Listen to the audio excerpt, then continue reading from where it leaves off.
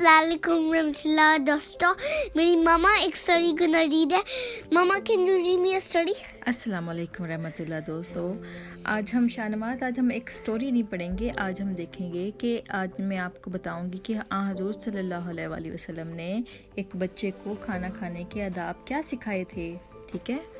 تو ایک دفعہ کیا ہوا کہ ایک لڑکا تھا, اس کا نام تھا عمر.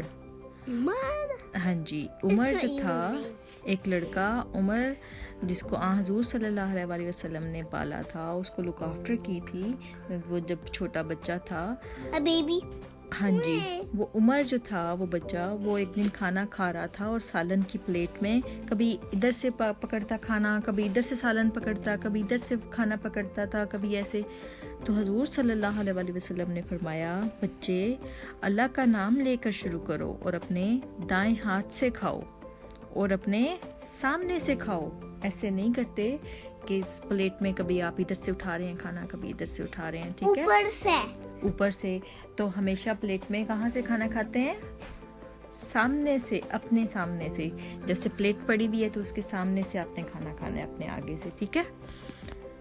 تو آج کا بس اتنا ہی تھا. آپ کو اچھی لگی آج کی یہ والی بات جو حضور صلی اللہ علیہ وسلم نے ایک چھوٹے بچے کو سکھایا تھا کہ کھانا کیسے کھاتے ہیں؟ اس کو کہتے ہیں کھانا کھانے کے آداب.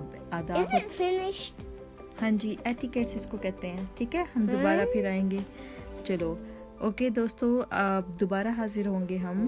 تب تک کے لیے اللہ حافظ. اللہ حافظ. And subscribe our channel and don't forget to put your 5 stars in your bank. Okay man. Okay دوستو, اللہ حافظ. Bye.